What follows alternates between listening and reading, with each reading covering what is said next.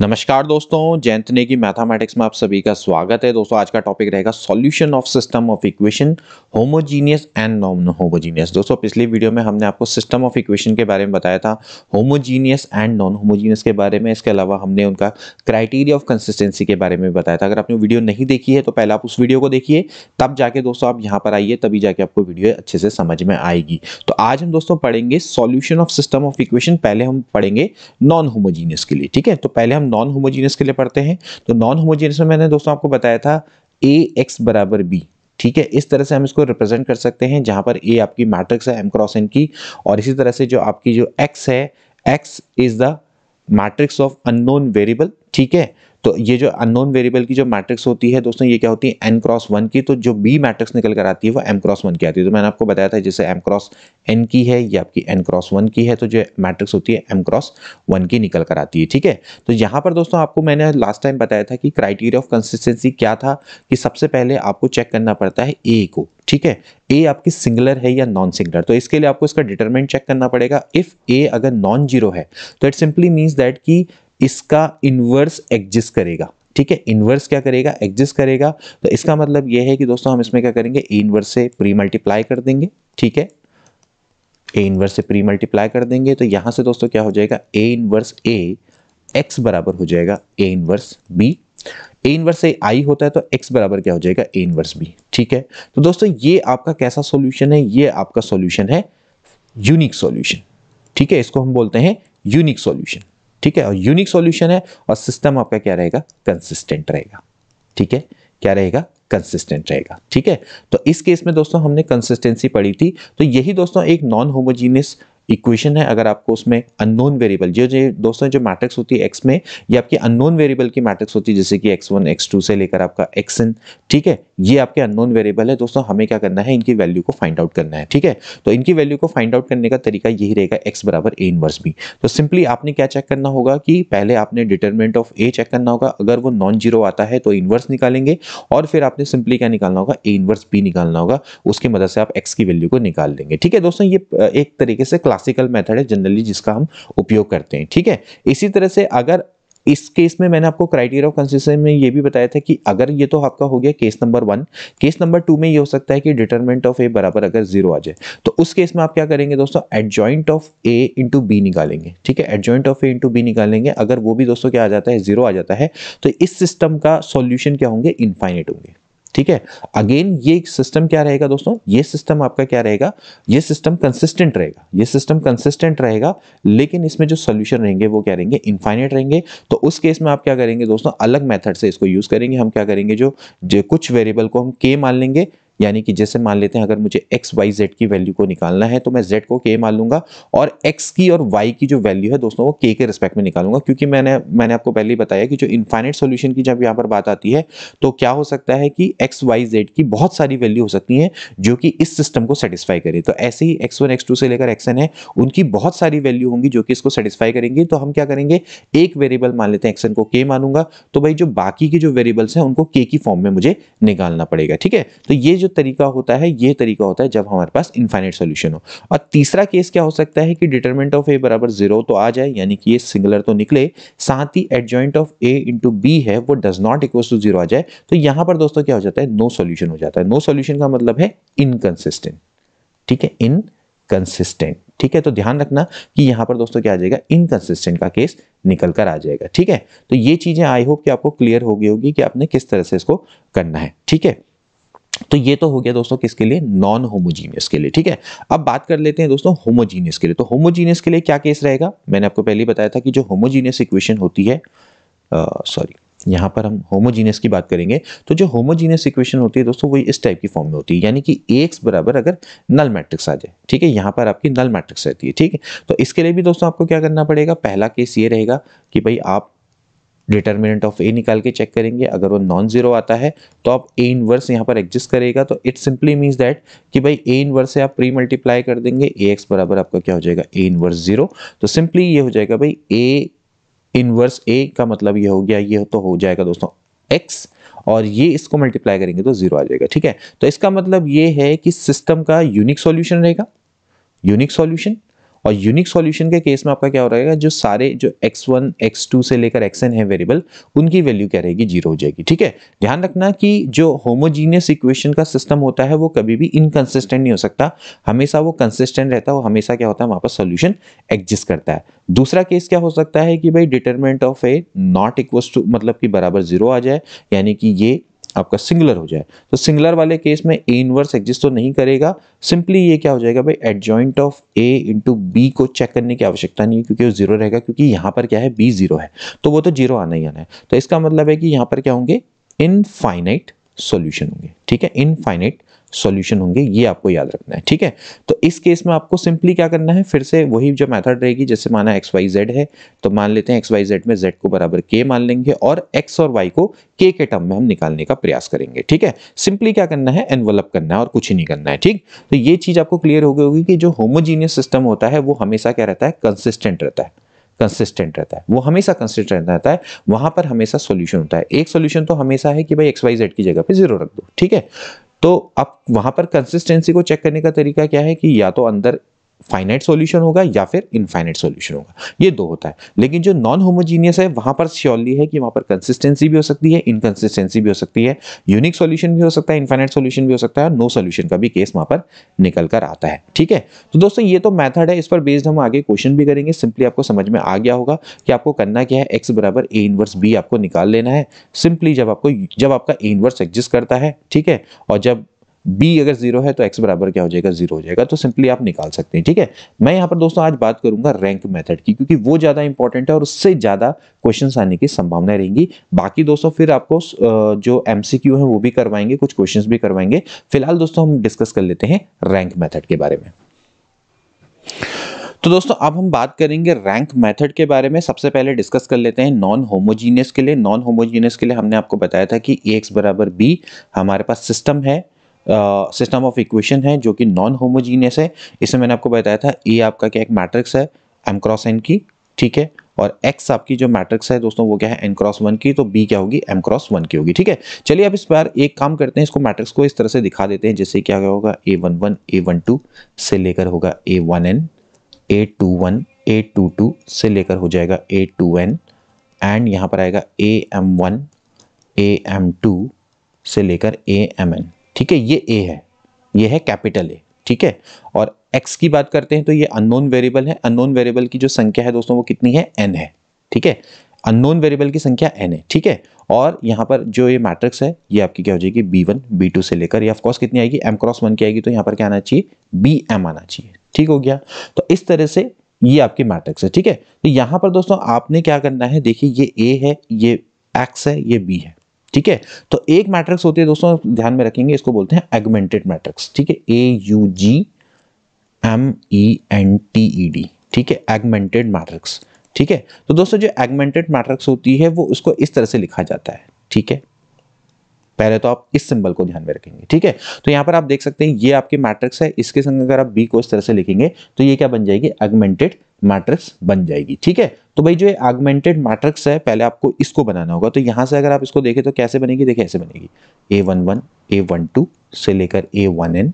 ठीक है, और यहाँ पर आपके दो डॉट आएंगे, b1 आ जाएगा। ठीक, इसी तरह से a21 a22 से लेकर a2n, यहाँ पर डबल डॉट और ab2।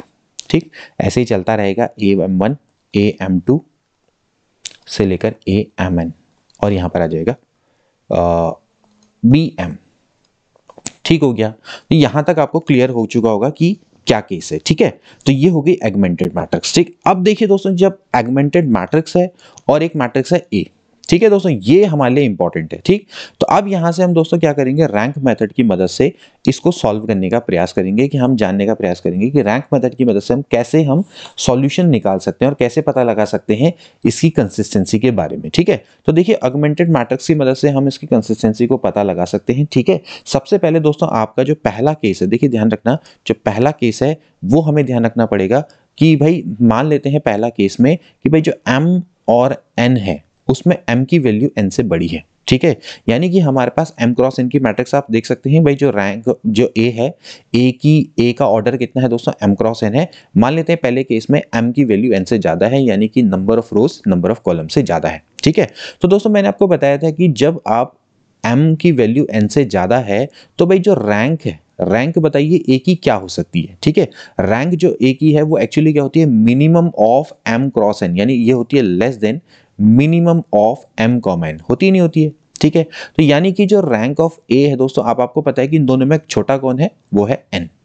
ठीक है, यानी कि जो रैंक ऑफ ए है दोस्तों वो क्या हो सकती है, less than equal to n हो सकती है, मतलब मैक्सिमम एन हो सकती है या फिर एन से छोटी होगी। ठीक है, तो अब यहीं से दोस्तों केस निकल कर आते हैं। तो पहला केस तो हमारा ये हो गया, केस नंबर 1 है। अब इसी के अंदर से दोस्तों हम क्या करेंगे, सब केसेस निकालने का प्रयास करेंगे। ठीक है, तो हम दोस्तों क्या करेंगे, सबसे पहले हम निकालेंगे rank of augmented matrix. Rank of augmented matrix का मतलब है कि इसकी, ठीक, अगर मान लेते हैं दोस्तों जो रैंक ऑफ आर्गुमेंटेड मैट्रिक्स है और रैंक ऑफ ए है, वो दोनों की दोनों दोस्तों अगर n के बराबर आ जाती है, देखिए मैक्सिमम क्या है, n हो सकती है, तो अगर ये दोनों n के बराबर आ जाती है तो यानी कि जो सिस्टम है उसमें यूनिक सॉल्यूशन होगा। ठीक है, आप इसको बिल्कुल कहीं पर नोट डाउन कर लीजिएगा।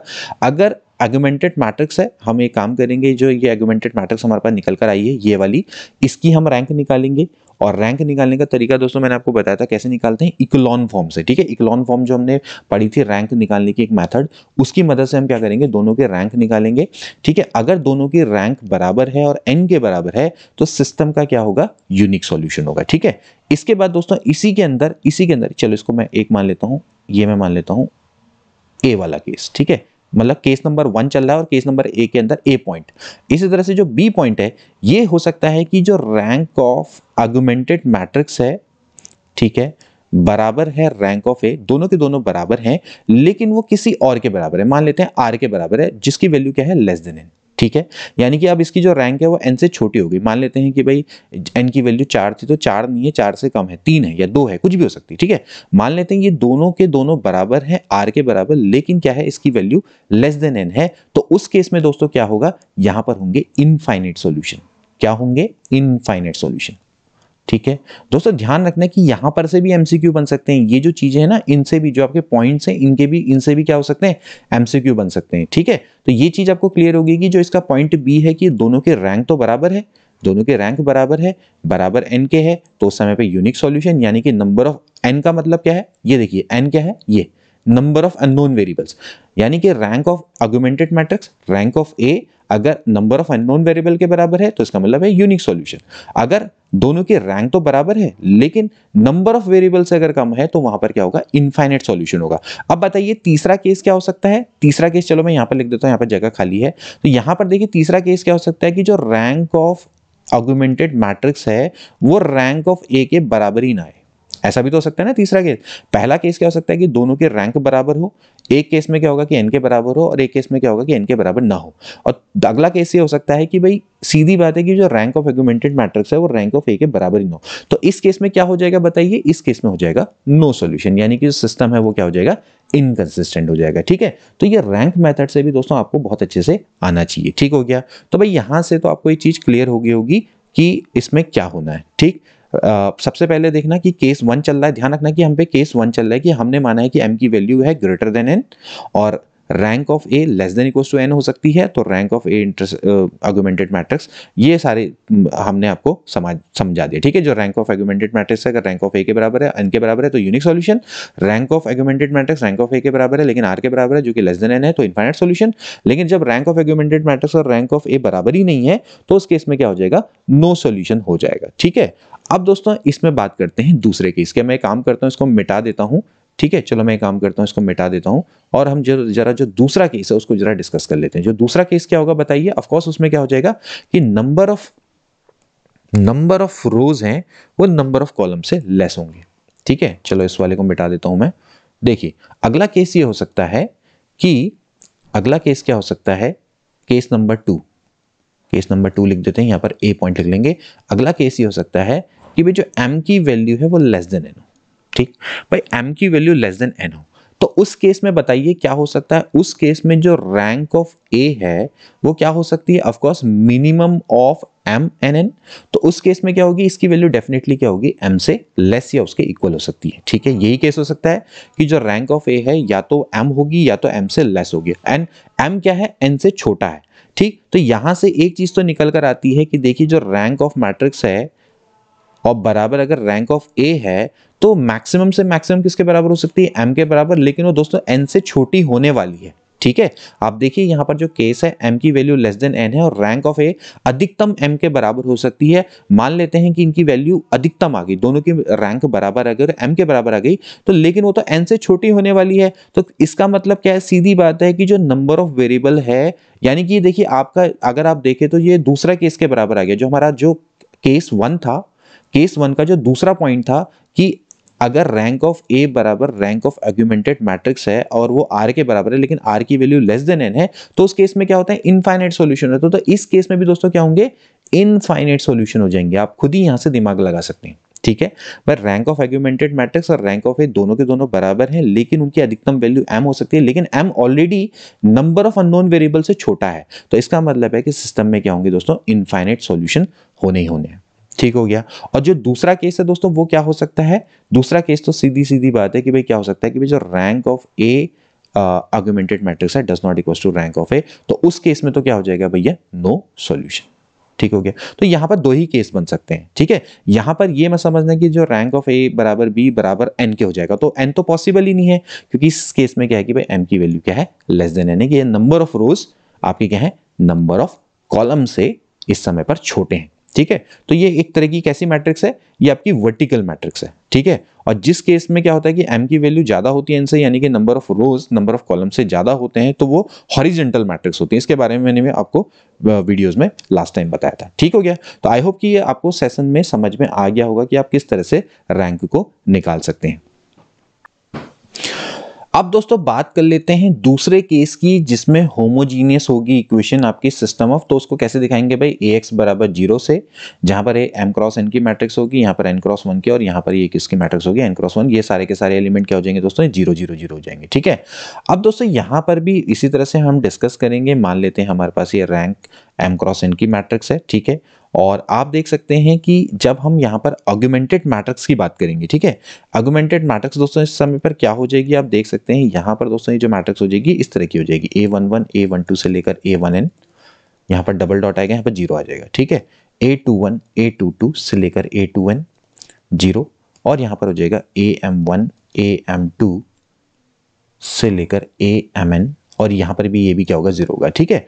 अब आप बताइए दोस्तों कि ये है ऑगमेंटेड मैट्रिक्स और ये है ए। ठीक है। अब दोस्तों यहां पर आ गया 0 0 0, तो आप यहां पर से क्या कंक्लूजन निकाल सकते हैं, देखिए यहां से कंक्लूजन, क्योंकि ये वाला पार्ट 0 हो गया, अगर यहां पर दोस्तों नॉन जीरो होता है जैसे कि नॉन होमोजीनियस वाले केस में, तो उस केस में तो क्या हो सकता है कि जो रैंक ऑफ ऑगमेंटेड मैट्रिक्स है वो हो सकता है कि रैंक ऑफ ए से अलग हो जाए किसी केस में। ठीक है। यहां पर तो दोस्तों ये मतलब ही नहीं बनता कि जो रैंक ऑफ ऑगमेंटेड मैट्रिक्स है वो रैंक ऑफ ए से डिफरेंट हो जाए। तो ये तो ध्यान है कि इन दोनों के रैंक हमेशा बराबर रहेगी। ठीक है। इसमें तो केस बनता ही नहीं है कि आपका रैंक ऑफ ऑगमेंटेड मैट्रिक्स और रैंक ऑफ ए बराबर हो जाए, क्योंकि दोस्तों हम इसको क्या करेंगे, इक्लॉन फॉर्म में कन्वर्ट करेंगे, और यहां पर तो दोस्तों 0 0 है, तो हमें इक्लॉन फॉर्म में लास्ट में जब हम कन्वर्ट करते हैं तो हम क्या करते हैं, नंबर ऑफ नॉन जीरोस रोज को देखते हैं। तो नंबर ऑफ नॉन जीरोस रोज, क्योंकि यहाँ पर तो ऑलरेडी यहाँ पर 0 है, तो इस पर तो कोई इफेक्ट पड़ने वाला है ही नहीं। तो आप सीधी बात है कि यहाँ पर ऑगमेंटेड मैट्रिक्स का वैसे देखा जाए तो कोई औचित्य रह ही नहीं जाता है। ठीक है। तो आप सिंपली क्या चेक करेंगे इस केस में कि बस रैंक ऑफ ए चेक कर लो। मतलब मैं आपको मेथड भी बता रहा हूं, जैसे कि जो जनरल मेथड है होमोजीनियस के लिए, लेकिन यहां पर आपको ऑगमेंटेड मैट्रिक्स निकालने की आवश्यकता ही नहीं है, क्योंकि उसकी रैंक तो हमेशा रैंक ए पे ही डिपेंड करने वाली है। तो सीधी बात है कि आप क्या निकालो, रैंक ऑफ ए निकालो। ठीक है। जो रैंक ऑफ ए रहेगी उसी के हिसाब से आपका होमोजीनियस इक्वेशन का डिसाइड हो जाएगा। ठीक है। अब भाई मान लेते हैं आपके पास m क्रॉस n की मैट्रिक्स है, ठीक है, और इसमें मान लेते हैं m की वैल्यू क्या है, n से बड़ी है। तो m की वैल्यू अगर n से बड़ी है तो जो रैंक ऑफ a है दोस्तों क्या हो सकती है, less than equal to n हो सकती है। ठीक है, जो कि हमने पढ़ते हुए हैं। ठीक। तो भाई सीधी बात है कि पहला केस क्या बन सकता है कि जो रैंक ऑफ a की वैल्यू अगर n के बराबर हो गई, यानी कि रैंक ऑफ a अगर n के बराबर हो गई, नंबर ऑफ अननोन वेरिएबल की बराबर हो गई, तो यहां पर क्या होगा, यूनिक सॉल्यूशन होगा जाएगा, जो कि पहले हुआ था। ठीक है, यूनिक सॉल्यूशन। तो इस केस में यूनिक सॉल्यूशन क्या होता है, ये होमोजीनियस इक्वेशन है, तो यहाँ का यूनिक सॉल्यूशन क्या होता है भाई, x1 x2 से लेकर xn इनकी वैल्यू क्या होगी, 0 के बराबर होगी। यही इसमें एक यूनिक सॉल्यूशन होता है। ठीक है। इसके अलावा इसका कोई सॉल्यूशन नहीं। अब मैंने आपको पहले ही बताया कि जो होमोजीनियस इक्वेशन होती है वो कभी भी इनकंसिस्टेंट हो ही नहीं सकती। तो आप यहाँ पर से देख सकते हैं कि अगर ये दोनों बराबर नहीं होंगे तो ये इनकंसिस्टेंट बन जाएगी, तो ये भी पॉसिबल नहीं है। तो भाई दोनों सबको ये क्या करता है, सेटिस्फाई करता है। ठीक है। इसके बाद देखिए दूसरा, इसी के अंदर जो दूसरा केस हो सकता है वो क्या हो सकता है कि भाई जो रैंक ऑफ ए है वो आपकी क्या हो जाए, लेस देन एन हो जाए। अगर रैंक ऑफ ए की वैल्यू अगर लेस देन एन होगी तो यहां पर क्या हो जाएगा भाई, इनफाइनाइट सॉल्यूशन हो जाएगा, इनफाइनाइट सॉल्यूशन। ठीक है, इनफाइनाइट सॉल्यूशन। ध्यान रखना है कि rank of A rank of argument के आर्गुमेंटेड मैट्रिक्स के यहाँ पर बराबर होती है। तो सिंपली आपने क्या चेक करना है, जब आपके पास होमोजीनियस इक्वेशन होगी तो आपको रैंक ऑफ ए को चेक करना होगा। रैंक ऑफ ए की वैल्यू अगर n के बराबर है तो भैया यूनिक सॉल्यूशन, रैंक ऑफ ए की वैल्यू अगर लेस देन n है तो इनफाइनाइट सॉल्यूशन। सीधा सीधा सा फैक्ट, ठीक है। तो आपको और कुछ चेक करने की आवश्यकता नहीं। अब दूसरा केस इसके अंदर क्या हो सकता है कि भाई m की वैल्यू अगर लेस देन n हो। अगर m की वैल्यू लेस देन n है तो m की जो रैंक ऑफ a की वैल्यू है दोस्तों वो हमेशा क्या रहेगी, less than equal to m रहेगी। और m की वैल्यू दोस्तों क्या है, n से लेस है। तो इस केस में क्या हो सकता है बताइए कि जो रैंक ऑफ a है वो हमेशा क्या होगी, लेस देन n होगी। और जब rank of a less than n होती है तो हमेशा क्या होता है, इनफाइनाइट सॉल्यूशन होता है। ठीक है, इनफाइनाइट सॉल्यूशन। तो भाई जब m की वैल्यू लेस देन n होती है तो वहां पर यूनिक सॉल्यूशन की तो बात ही नहीं होती, वहां पर सीधे सीधे क्या हो जाता है, इनफाइनाइट सॉल्यूशन हो जाता है। तो इस तरह से दोस्तों आप इन क्वेश्चंस को सॉल्व कर सकते हैं, इनके एमसीक्यू को बना सकते हैं।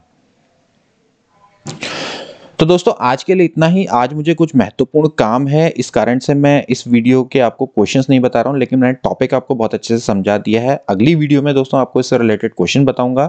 इसके अलावा आइगन वैल्यू, आइगन वेक्टर, कैली हैमिल्टन थ्योरम सारा का सारा कवर करने का प्रयास करेंगे अगली वीडियो में। ठीक है, मिलते हैं नेक्स्ट वीडियो में। और पसंद आती है तो शेयर कर दो, और यहां पर आते हो तो लाइक जरूर कर दो अगर वीडियो पसंद आए तो। ठीक है, मिलते हैं अगली वीडियो में। Till then take care and good bye.